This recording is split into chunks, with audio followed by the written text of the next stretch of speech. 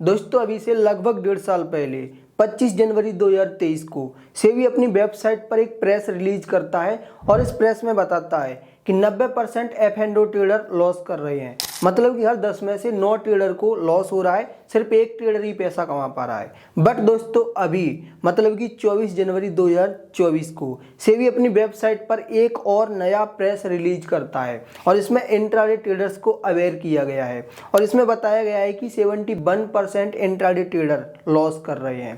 मतलब कि अगर हम इसको कंपेयर करें इंट्राडे को F&O से, तो F&O में 10 में से 9 ट्रेडर लॉस कर रहे हैं, वहीं इंट्राडे में 10 में से 7 ट्रेडर लॉस कर रहे हैं। मतलब कि इधर 3 ट्रेडर पैसा कमा रहे हैं और इधर 1 ट्रेडर पैसा कमा पा रहा है। ये हमें सेबी की इन दोनों स्टडीज से पता चलता है। ओह, इंट्राडे ट्रेडर्स F&O की कंपैरिजन में ज़्यादा प्रॉफिट कमा रहे हैं। चलो यार छोड़ो वीडियो वगैरह बनाना, कल से मैं भी ट्रेड करता हूँ इंट्राडे में। क्या दोस्तों आपने भी ले लिया मेरी तरह डिसीजन? यार डिसीजन लेने में आप भी बहुत फास्ट हो, लेकिन रुको जरा, इस वीडियो को एंड तक देखो, आपकी आंखें खुल जाएंगी। तो देखो सर, सेबी ने जो स्टडी की है वो फाइनेंशियल ईयर 2018-2019 पर करी है।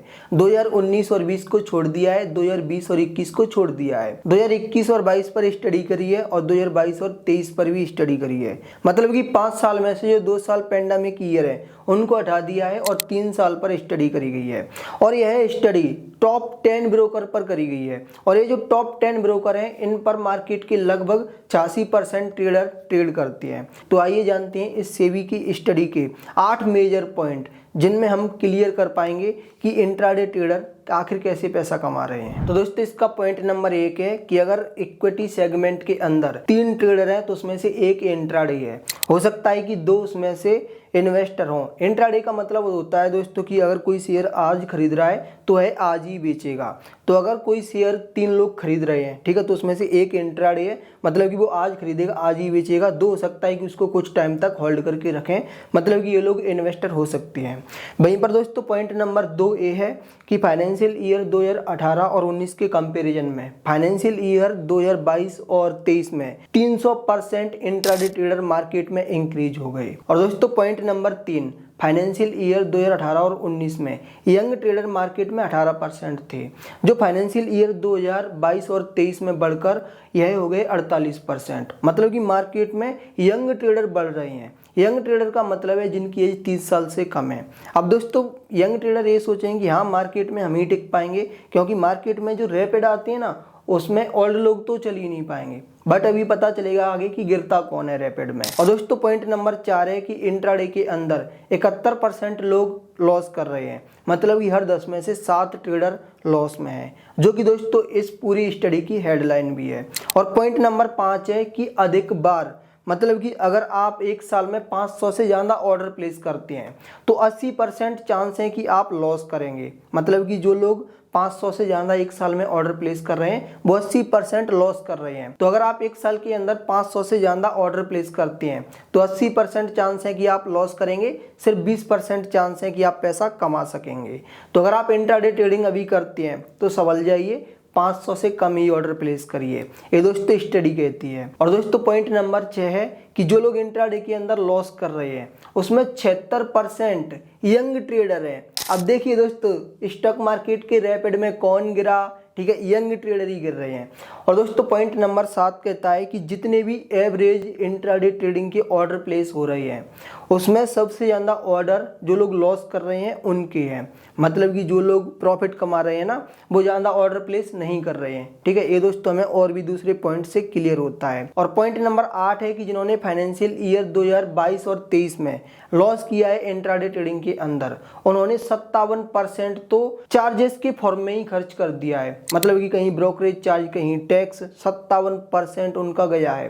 तो यहाँ पर दोस्तों ओवर ट्रेडिंग क्लियर दिख रही है, क्योंकि 57% उनका पैसा चार्जेस के रूप में खर्च हुआ है। वहीं पर जिन्होंने फाइनेंशियल ईयर 2022 और 23 में प्रॉफिट कमाया है उन्होंने सिर्फ 19% अपना पैसा खर्च किया है चार्जेस वगैरह देने में, ठीक है। तो दोस्तों यहाँ पर क्लियर चार्जेस से भी पता चल रहा है कि जो लोग पैसा कमा रहे हैं वो चार्जेस कम दे रहे हैं, मतलब कि उनके यार ऑर्डर ही कम है। ठीक है। अब देखिए इससे दोस्तों आप क्या स्टडी ले सकते हैं, आप क्या सीख सकते हैं। तो देखिए एक तो दोस्तों यहाँ पर यही क्लियर हो रहा है कि जो लोग एफ एंड ओ ट्रेडिंग कर रहे हैं और जो लोग इंट्राडे ट्रेडिंग कर रहे हैं, तो इंट्राडे ट्रेडिंग में ज़्यादा प्रॉफिट हो रहा है, तो आप ऑप्शन को छोड़िए, इंट्राडे को ले सकते हैं।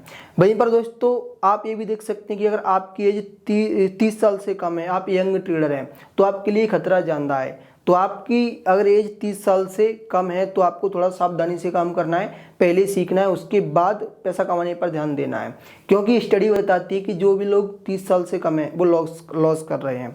वहीं पर दोस्तों इससे आप एक लेसन ये भी ले सकते हैं कि अगर आप एक साल में 500 से ज़्यादा ऑर्डर प्लेस करते हैं तो भी आपको लॉस होगा, तो आपको एक दिन में वही 2 या फिर 1 या फिर 3 ऑर्डर प्लेस करने हैं, ठीक है, इससे ज़्यादा ऑर्डर प्लेस नहीं करने हैं अगर आप इंट्राडे ट्रेडिंग कर रहे हैं तो।